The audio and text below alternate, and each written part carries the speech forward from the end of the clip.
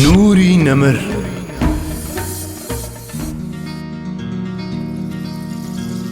گەشتەکانی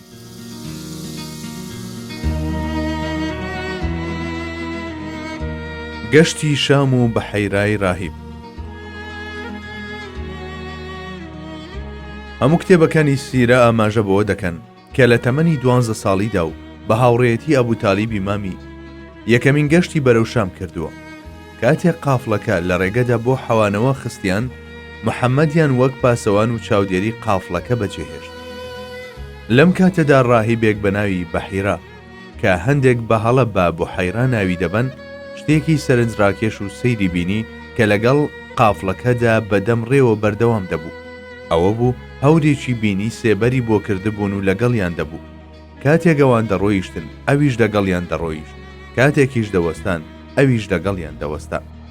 هەر بۆیە ڕاهیبەکە خوانێکی ساز کرد و یەکێکی نرد بۆ ئەوەی بانکێشتی هەموو ئەندامانی کاروانەکە بکەن. ئەندامانی کاروانەکە زۆر سەرسام بوون بەم بانکێشتکردنە، چونکە پێشتر ئەم ڕاهیبە گوێی بەو قافڵانە نەدەدا کە لەوێوە هاتوچۆیان دەکرد. هەموو ئەندامانی قافڵەکە چوون بەدەم بانکێشتەکەوە، جگە لە حەزرەتی محەممەد صلی الله عليه وسلم. بەڵام دیار بوو ڕاهیبەکە مەبەستەکەی نەپێکا بوو لە نێو ئامادەبوواندا ئەو کەسەی نەدۆزی بۆ کە بەدوایدا دەگەڕا. بۆیە پرسی کە ئایا هیچ کەسێک لە کاروانەکە ماوە نەهات بێت بۆ داوەتەکەی. کاتێک گوتیان کەسێکمان بەجێهێشتووە بۆ چاودێری کاروانەکە، داوای کرد ئەو کەسە بانکێشت بکەن. هەر کە جێماوی کاروانی بینی، یەکسەر بڕیاری خۆی دا و زانی ئەمە ئەو کەسەیە کە بەدوای داوێڵە. اینجا ڕووی کردە ئەبوتالیب و پرسی کە ئەوە چێە؟ کە ئەبوتالیب وتی ئەوە کوڕمە بەحیرا نەیویست بڕوای پێ بکات، چونکە ئەبێت باوکی پێش ئەوەی ئەم لەدایک ببێت مردبێت. بەڵێ، زمان حاڵی سیمای ئەم کەسە ئەوەندەی دەگەیاند کە خۆیەتی. لە پاشان بەحیرای ڕاهیب ئەوە بوو تالیبی بردە کەنارێکەوە و ئامۆژگاری ئەوەی کرد کە پێویستە ئەم گەشتە نەکات و پێیوت جوولەکە گەلێکن ئێرەی بەسەریاندا زاڵە. جا هەر کاتێک بە سیمایدا بزانن کە ئەوە دوایین پێغەمبەرە، بەڵایەکی بەسەردا دێنن، چونکە لە خۆیان نییە. ئەبوتالیب گوێی بۆ ئامۆژگاریەکە گرت و بیانوێکی بۆ هاوڕێکانی هێنایەوە و لە قافڵەکە کشایەوە و حەزرەتی محەممەدی گەڕاندەوە بۆ مەککە. بەحیرا ڕاستی دەوت، بەڵام شتێکە بوو کە لەی بێئاگا بوو. ئەویش ئەوە بوو کە حەزرەتی محەممەد لە سایی چاودێری و پارێزی خوای باڵا دەستدایە و تا کۆتایی تەمەنی و کامەڵبوونی ئیسلام و نازڵبوونی دوایین ئاەتی قورئان دەیپارێزێت. هەروەک ئەم ئاەتە ئاماژەی بۆ کردووە: والله يعصمك من الناس. دڵنیاش بە کە خوا دەتپارێزێت لە شەڕ و خراپەکانی خەڵک. بەڵێ، پەروەردگاری ئەم بەڵێنەی پێدا بوو، هەر بەو جۆرەش بەڵێنەکەی بۆ بەجێهێنا. گەشتی دووەمی بۆ شام. فەخری کائینات گەشتی دووەمیشی هەر بۆ شام کرد. ئەو کات تەمەنی پیرۆزی 25 ساڵ بوو. لەم گەشتەدا سەرقافڵەی ئەو کاروانە بازرگانیە بوو کە خەدیجە ڕەزای خوای لێبێ ڕێکی خستە بوو. هەروەها بەحیراشی بینیەوە، بەڵام ئەم جارە ڕاهیبەکە زۆر پیر بوو. کاتێک حەزرەتی محەممەدی بینی زۆر دڵخۆش بوو، چونکە ئەو هەر لە چاوەڕوانی ڕۆژێکی وادا بوو. ئەوجا بە پێغەمبەری خوای وت: تۆ دەبیت بە پێغەمبەر. ئای خۆزگە بۆ ڕۆژە دەگەیشتم کە پێغەمبەرایەتیەکەت ئاشکرا دەبێت تا پێڵاوەکانت هەڵبگرم و خزمەتت بکەم. ئەم ئاواتە نەهاتە دی و پیرە ڕاهیبیش بەو ڕۆژگارانە نەگەیشت. بەڵام ئەوە ڕاستیەکە ئەو قبوڵکردنەی لە ڕۆژی دواییدا سوودی زۆری پێدەگەیەنێت. هەمووان لە چاوەڕوانی ئەودا بوو. ئەوانەی کە مژدەی هاتنی ئەویان دەدا و لە چاوەڕوانیدا بوون، یەک و دوان نەبوو، بەڵکو زۆر بوو. زەیدی کوڕی عەمری کوڕی نوفەیل یەکێک بوو لەوانە. زەید باوکی سەعیدی کوڕی زەیدە کە یەکێکە لە عەشەرەی مبەشەرە و مامی حەزرەتی عومەرە ڕەزای خوای لێبێت.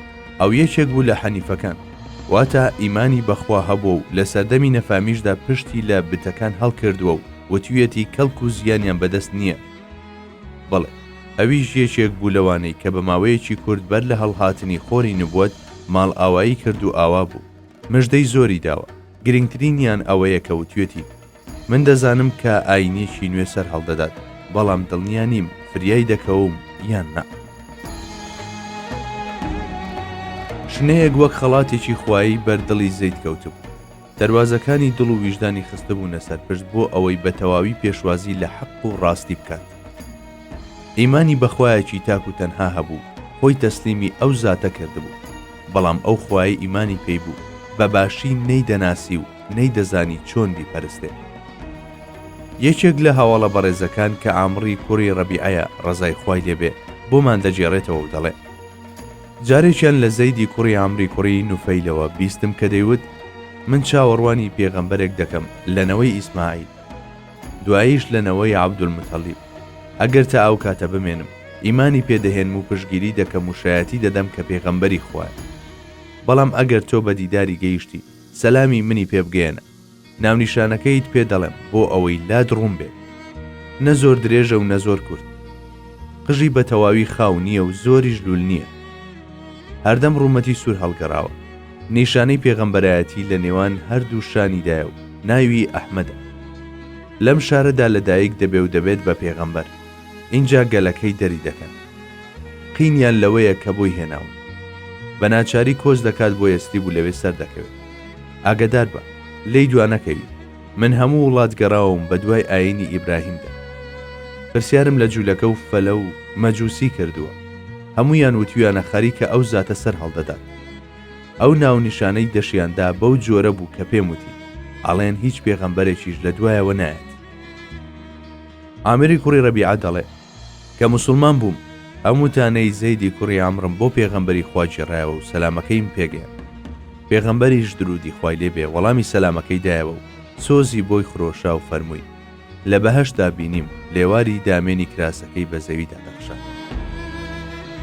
وەرەقەی کوڕی نەوفەلیش زانایەکی مەسیحی بوو، ئامۆزای دایکی ئیمانداران حەزرەتی خەدیجە بوو.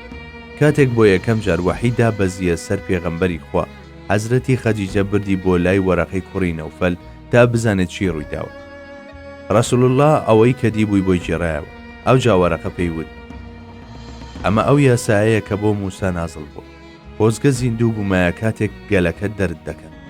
لە بەرامبەر ئەمەدا پێغەمبەر درودی خوای لێبێ فەرمووی بۆ ئەوان دەرم دەکەن؟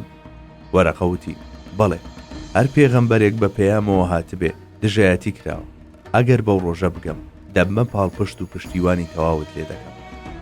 عەبدوڵای کوڕی سەلامیش زانایەکی جوولەکە بوو، با گوێی لێ بگرین تا خۆی سەرگوزشتەی موسڵمان بوونی خۆی بجێڕێتەوە. کاتێک پێغەمبەری خوا گەیشتە مەدینە، منیش وەک خەڵکی چوون بۆ دیتنی. ئاپۆڕێکی خەڵک دەورەیان لێدا بوو، هەر کە دەموچاویم دی یەکسەر زانیم کە ئەوە دەموچاوی درۆزن نییە. یەکەم شتێک کە لێم بیستەوە بوو فەرمووی ئەفشوا السەلامە وەئەطعیموا الطەعام، ئاسایش و ئاشتی بڵاو بکەنەوە و خواردن بدەم بەوانەی کە پێویستیان. ئیتر منیش دڵم هۆگری وتە ناوازەکانی و ڕوخسارە پڕ وا تاکەی بوو، هەر بۆیە لەوێدا شایەتمانم هێنا و موسڵمان بوو، چونکە ئەو سیمایی لەودا بەدیم کرد تەنها سیمای پێغەمبەران بوو. عەبدوڵای کوڕی سەلام کەسایەتێکی دیار بوو. ئیبن حەجەر لە کتێبی ئەلیسابەدا دەفەرموێت عەبدوڵا کەسێکی ناودار بووە و لەنەوەی یوسف پێغەمبەر عەلەیهی سەلام بووە.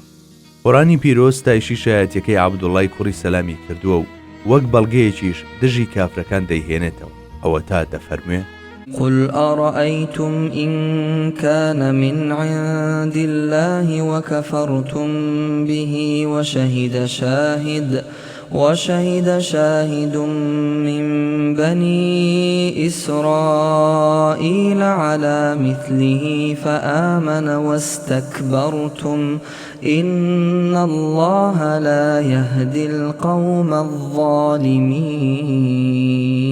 الظالمين.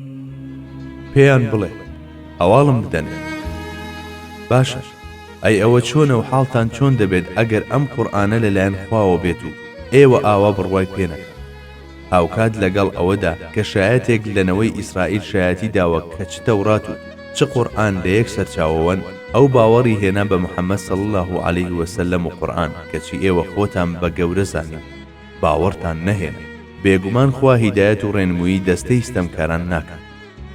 ئەو شایەدەی نەوەی ئیسرائیل کە لێرەدا ئاماژەی پێدراوە عەبدوڵای کوڕی سەلامە، هەرچەند هەندێک لە تەفسیر نووسان پێیان وایە ئەو شاهدە حەزرەتی موسایە عەلەیهی سەلام.